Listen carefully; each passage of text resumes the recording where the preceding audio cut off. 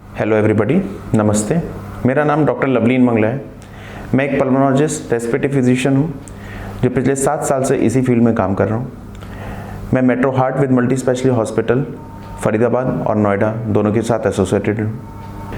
आज मैं आपसे बात करने वाला हूँ निमोनिया के बारे में। निमोनिया जैसे बहुत लोगों को सुनने में आता है कि निमोनिया हो गया, मरीज हमारा आईसीयू में एडमिट है, वार्ड में एडमिट है। डॉक्टर साहब बोलते हैं कि निमोनिया हो गया है, पेशेंट की कंडीशन बहुत सिक है, ख़राब है, दवाइयाँ और एंटीबायोटिक चालू कर दी हैं, 2-3 दिन का टाइम दीजिए, उसके बाद पता लगेगा कि मरीज को कैसे इन्फेक्शन हो रहा है। निमोनिया सबसे पहले बहुत ज़रूरी है आपको पता लगना कि निमोनिया क्या है।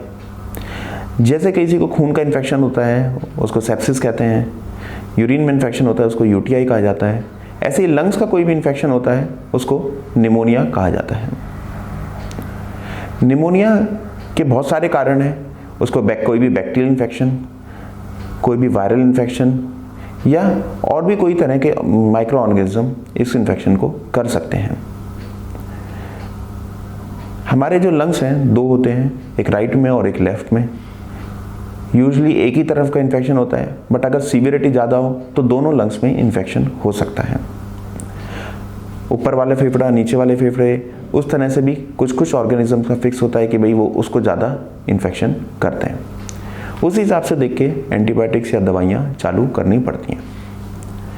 कभी भी किसी को अगर इन्फेक्शन या निमोनिया हो जाए तो कम से कम 5 से 7 दिन की दवाइयाँ एंटीबायोटिक्स देनी पड़ती हैं और कुछ लोगों में ये 14 से 21 दिन तक भी दवाइयाँ चालू करके रखनी पड़ती हैं। अगर ये इन्फेक्शन हमारा ब्लड में फैल जाए या ये एक इन्फेक्शन किसी और बॉडी के हिस्से को ख़राब करने लग जाए, जैसे कि लिवर को, किडनी को या ब्रेन में असर आने लग जाए, तो ये काफ़ी घातक हो जाता है। क्या ये इन्फेक्शन निमोनिया किसी को भी हो सकता है? यूजुअली इन्फेक्शन किसी को भी हो सकता है, लेकिन ज़्यादातर जो मरीज पाए जाते हैं उनमें कोई ना कोई पहले से कोई बॉडी में कमजोरी होती है, जैसे लंग्स में कोई वीकनेस हो गई पहले से, या उनको पहले से कोई शुगर हो, या उनको किडनी की डिजीज़ या लिवर की डिजीज़, या वो कुछ इस तरह की दवाइयाँ ले रहे हैं जिसकी वजह से उनकी जो बॉडी है उनमें इम्यूनिटी जो है वो पहले से कमज़ोर है। उस तरह के लोगों में इन्फेक्शन जल्दी पकड़ने की, इन्फेक्शन बहुत ज़्यादा सीवियर कैटेगरी का होने का और दवाइयों से जल्दी रिस्पॉन्ड ना करने के चांसेस ज़्यादा होते हैं। जब भी अगर इन्फेक्शन होगा उसके अकॉर्डिंग आपका डिसाइड किया जाता है कि आपको कहाँ भर्ती होने की। अगर उसकी वजह से आपकी ऑक्सीजन में दिक्कत होने लग जाए या निमोनिया काफ़ी बड़ा है या बीपी में प्रभाव या किसी और ऑर्गन में प्रभाव आने लग गया तो हो सकता है आपको आईसीयू की एडमिशन की ज़रूरत पड़े, वरना फिर वार्ड में। अगर छोटा निमोनिया है और आपको कोई ऐसी पहले से दिक्कत नहीं है तो फिर कभी रेयरली हम ओपीडी में भी इसको ट्रीट कर सकते हैं, बट उसके चांसेस कम होते हैं। इससे बचने के लिए क्या किया जा सकता है? ज़्यादातर जितने निमोनिया हैं ठंड के मौसम में ज़्यादा होते हैं। उसमें ये अगर आपको पता है कि मुझे पहले से कोई बीमारी है तो उसमें हमेशा ध्यान रखिए कि आपको अपनी जो रेगुलर दवाइयाँ पहले से ले रहे हैं उनको पहले से लेते रहें, उनको बंद ना करें, क्योंकि कहीं ना कहीं जैसे मैंने बताया आपकी इम्यूनिटी कमज़ोर है, बॉडी कमज़ोर है, तो वो आपको निमोनिया ज़्यादा इन चांसेस बढ़ जाते हैं।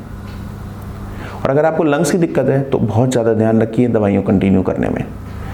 कुछ लोग होते हैं कि दवाइयाँ छोड़ देते हैं, ये महीना भर देख लेते हैं कैसा फ़र्क पड़ रहा है, लेकिन अगर आपको जो भी ये दवाइयाँ करनी है, बंद करनी है, एक बार डॉक्टर की सलाह लेके ही इनको कम करें या बंद करें।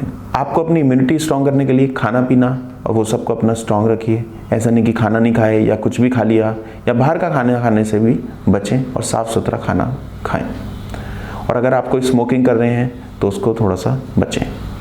एक क्राउडेड प्लेसेस में जाने से भी थोड़ा सा बचें, जहाँ पे बहुत ज़्यादा क्राउडिंग है और उस तरफ से भी बचें। इसके लिए कुछ वैक्सीनेशंस भी अवेलेबल हैं। जिन वैक्सीनेशन से मैं नहीं कहूँगा कि आपका टोटल सारे निमोनिया बच जाते हैं, लेकिन जो कुछ कॉमन इन्फेक्शन है, कॉमन निमोनिया के कारण होते हैं, उनको हम इससे रोक सकते हैं। इनमें 2 तरह की वैक्सीन अवेलेबल हैं। एक वैक्सीन जो होती है इन्फ्लुएंजा की होती है, वो हर साल लगती है क्योंकि उसका स्ट्रेन चेंज होता है। एक दूसरी वैक्सीन होती है जो आपकी न्यूमोकोकल की होती है, जो कि 5 साल में एक बार लगती है। दोनों वैक्सीन्स को आप लगवा सकते हैं, और अगर आपको कोई पहले से समस्या है तो इनको अपने डॉक्टर से बात करके ज़रूर लगवाएं। आखिर में मैं बस यही कहना चाहूँगा, पहले से अगर आपको दिक्कत है या आपको पहले निमोनिया हो चुका है तो बहुत अपना ध्यान रखिए, खाने पीने से, दवाइयों से और वैक्सीनेशन से। धन्यवाद।